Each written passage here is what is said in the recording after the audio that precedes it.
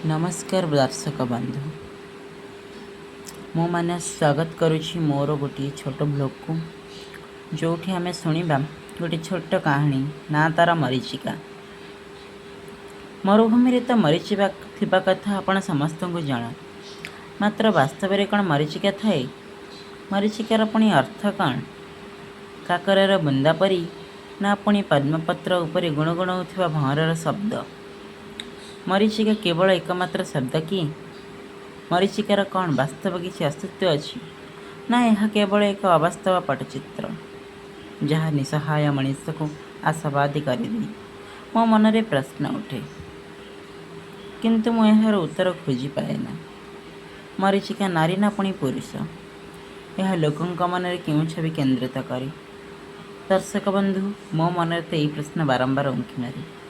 आपणकर मतामत comment box रे दियंतु। मरीचिकार रंग कौन? कौन यह बाणी सरस्वती परी शुभ्रा ना कौन जाह्नवी परी निर्मल? जुग जुग परी जुग बीती जाउछि, अथच केही मरीचिका को खोजी पाई नांती। सतरे कौन मरीचिका अच्छी ना यह केवल एक वास्तव कल्पना विलासीर कल्पना? मनीष कल्पना रे हिमालय से सर्वोच्च श्रृंग को जाइपारे, पुणी समुद्रर गभीरतम क्षेत्र को जाइपारे। वास्तव में मरीचिकार अस्तित्व अच्छी कि नहीं ताहा मु जाने, मात्र यह कल्पना रे जीवंत। जे पर्यंत ए मनीष थिबो से पर्यंत बंची रहिथिबा मरीचिका। मरीचिका हेउछि कल्पनार राणी।